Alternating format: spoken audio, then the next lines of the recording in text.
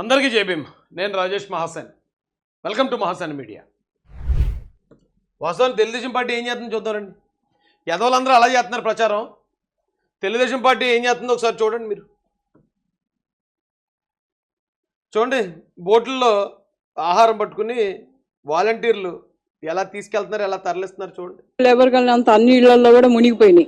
ఈ పరిస్థితుల్లో మేము పైన షెడ్ ఉంటే పైన సవదాల్చుకొని ఉంటున్నాం. ఇదో ప్రభుత్వం వాళ్ళు ప్యాకింగ్ సర్వీస్ తీసుకొచ్చి ఇచ్చారు. బ్రెడ్లు, బిస్కెట్లు, పలావా, పులిహార ప్యాకెట్లు ఇట్లాంటివన్నీ, వాటర్ కూడా సప్లై చేశారు. ఆ ప్రభుత్వానికి రెండు చేతులు ఎత్తి నమస్కరిస్తున్నాము. ఇంకోటి ఏంటంటే, ధన్యవాదాలు తల్లి.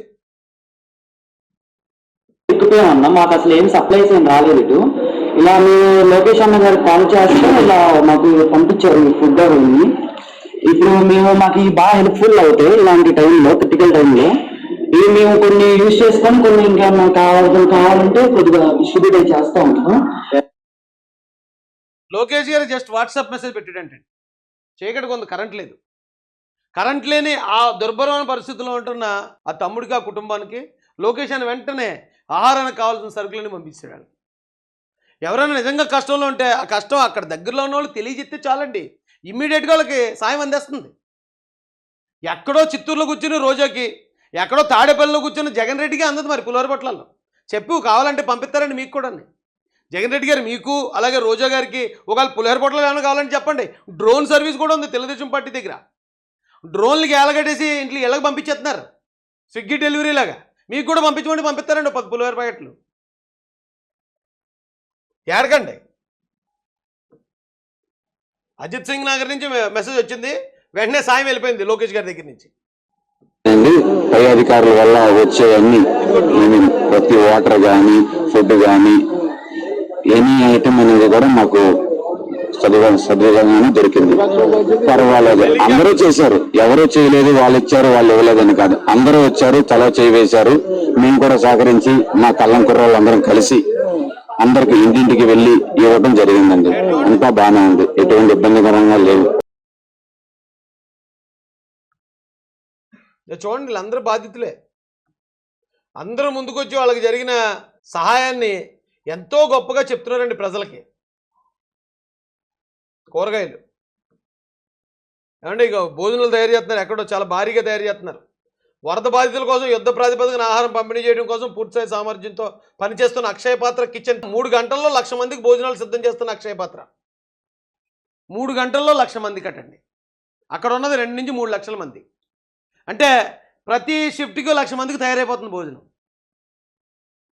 అక్కడ ఎవరికి లోటు ఉంటుందండి? ఒకవేళ ఉండొచ్చు, ఎక్కడో మారుమూల ఉన్న వాళ్ళకి ఒకరికి ఇద్దరికి అందకపోవచ్చు. వాళ్ళు ఏం చేయాలి?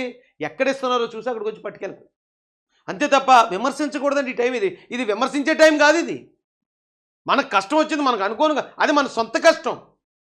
సొంత కష్టంలో ప్రభుత్వం ఇస్తున్న ఏ చిన్న సాయం అన్నా చాలా బాగా చేశారండి అనాలి తప్ప, అంటే మాకు వరద రానప్పుడు మేము ఎంత హ్యాపీగా ఉండేవాళ్ళమో, మాకు కావాల్సి వచ్చినప్పుడు మాకు కరెంట్ ఉండేది, సెల్ ఫోన్లో ఛార్జింగ్ ఉండేది, మేము టీవీ చూస్తూ ఉండేవాళ్ళు, మాకు ఇప్పుడు అలాగే కావాలండి అనకూడదండి.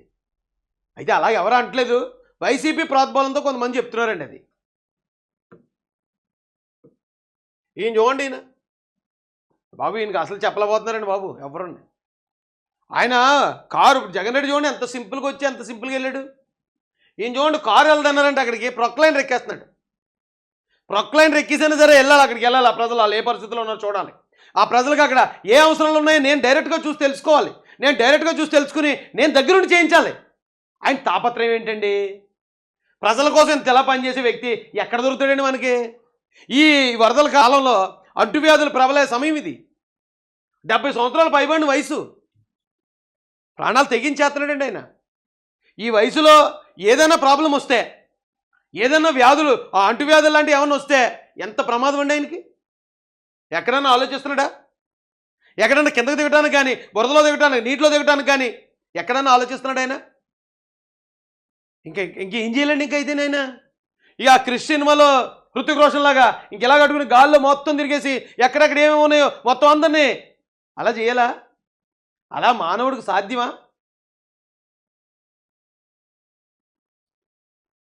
ఈయన చూడండి, ఏది ఉంటే అది ఎక్కేస్తాడు ఆయన. ఈ ప్రొక్లైనర్ ఎక్కేసాడు. ప్రొక్లైనర్ ఎక్కేసి వెళ్ళిపోయాడండి అక్కడికి బాధితుల దగ్గరికి. ఇదిగో బాధితుల దగ్గర ఉండి ఈ లెక్క ఎవరికి వస్తుందండి?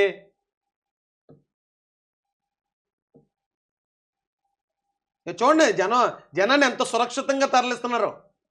ట్రాక్టర్లు పెట్టి ప్రొక్లైన్లు వాళ్ళు చూడండి ఎలా దండం పెడుతున్నారు, చూడండి ఎలా చూపిస్తున్నారు, చూడండి విక్టరీ సింబల్. నారా చంద్రబాబు అక్కడే ఉన్నాడు, ఆయన ఆ వరదల్లో వాళ్ళతో పాటు ఉన్నాడు. ఇగో ఇక్కడ నిలబడి ఇక్కడ వరద, ఈ జనం అక్కడ నిలబడి వాళ్ళకి ధైర్యం చెప్తున్నాడు ఆయన. జగన్ రెడ్డి వచ్చి రాజకీయం చేస్తున్నాడు ఇక్కడ. ఇళ్లలోకి పాములు తేళ్లు వస్తున్నాయటండి. వరద బాధితుల ఇబ్బందులు వర్ణనాతీతం. ఇళ్లలోకి పాములు తేళ్లు వస్తున్నాయి. కొన్ని చోట్ల ఆహారం అందలేదని ఫిర్యాదులు వస్తున్నాయి. ఐవీఆర్ఎస్ సందేశాలకు ప్రజలు స్పందించాలి.